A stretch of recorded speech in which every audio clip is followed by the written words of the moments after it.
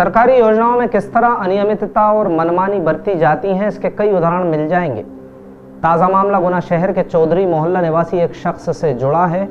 अपने 5 बच्चों सहित परिवार के अन्य सदस्यों के साथ कच्चे और जर्जर मकान में निवास करने वाले शौकत मंसूरी जब अपनी व्यथा बताते हैं तो उनके चेहरे पर दुख के साथ साथ आक्रोश भी झलक जाता है।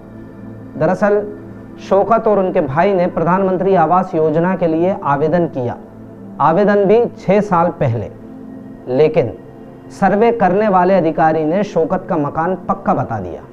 इसकी वजह से आज तक शौकत को पीएम आवास योजना का लाभ नहीं मिल सका।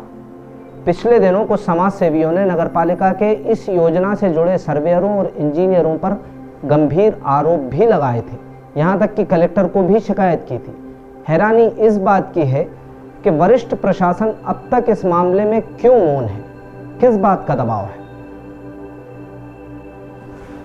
चौधरी मोहल्ला और बड़ा जैन मंदिर के पास रहने वाले शौकत का मकान उनके दादा के जमाने का दशकों पुराना है। ये मकान इतना जर्जर है कि जब गुना शहर में अगस्त महीने के दौरान तेज बारिश हुई तो सुरक्षा की दृष्टि से शौकत को अपने बच्चों और परिवार के साथ पड़ोसी के घर रात गुजारना पड़ी। हैरानी की बात यह है कि शौकत कई वर्षों से नगरपालिका के चक्कर लगा रहे हैं। वर्तमान सीएम तेज सिंह यादव से संपर्क करने पर जब शौकत के आवेदन की पड़ताल हुई तो पता चला कि किसी सर्वेयर ने उनका मकान पक्का दर्शा दिया है, जिसकी वजह से शौकत को आज तक पीएम आवास योजना का लाभ नहीं मिल सका। आक्रोश से भरे बैठे शौकत अब चाहते हैं कि पीएम आवास योजना का लाभ उन्हें मिले या ना मिले, लेकिन उस अधिकारी पर कार्रवाई जरूर होना चाहिए जिसने उनके मकान का सर्वे किया। एक विशालकाय मकान का सर्वे करने के दौरान अधिकारी को यह पता तक नहीं चला कि मकान पक्का है कि कच्चा। हालांकि योजना का लाभ लेने के लिए शौकत की भागदौड़ अभी भी जारी है और वो सोमवार को एक बार फिर अपने भाई के साथ कलेक्ट्रेट में चक्कर काटते दिखे। शौकत ने अपनी परेशानी केंद्रीय मंत्री ज्योतिरादित्य सिंधिया, मुख्यमंत्री शिवराज सिंह चौहान, पंचायत मंत्री महेंद्र सिंह सिसोदिया, सांसद डॉक्टर केपी यादव को भी लिखकर भेजी है। सर, एक आवास योजना की योजना निकली थी मकान बनाने के लिए। उस वक्त मैंने कुटी के फार्म भरे हुए थे फर्स्ट में। उस वक्त से लेके आज तक इनने सूची निकाली, उसमें हमारे नाम पाए गए।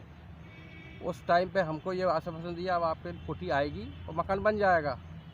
फिर हमने कई सालों तक इनके चक्कर काटते रहे तो अभी तक हमको कोई ऐसा मिला ही नहीं सुराग कि हमारी कुटी बन जाएगी। इस तरीके से इन्होंने हमको टालम टोली 6-7 साल करीब हमको हो गई।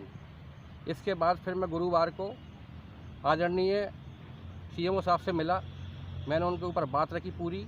फिर उन्होंने गौरव ठाकुर के नाम कोई कर्मचारी हैं, उनको आदेश दिया इनकी फाइल देखो। फाइल देखने के बाद इनका नाम देखो।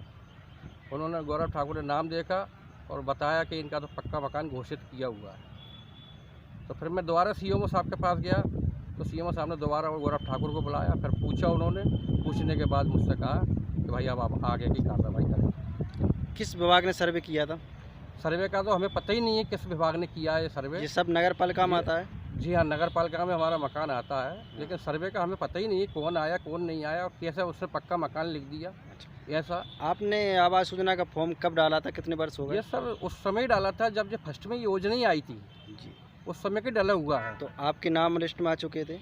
जी हाँ, लिस्ट में आज भी नाम मौजूद है वहाँ में, लेकिन उसमें पक्का मकान घोषित कर रखा है तो हमारे नाम उसमें नहीं आ पा रहे हैं। मकान कच्चा है? मकान हमारा पुश्तैनी कच्चा है, करीबन 90 वर्ष से पुराना कच्चा मकान है। क्या नाम है, किस जगह का? मैं शौकत खान मंसूरी, चौधरी मोहल्ला बड़े जैन मंदिर के पास, दारूगर गली, गुना मध्य प्रदेश। तो क्या बरसात में और मकान क्षतिग्रस्त हुआ है?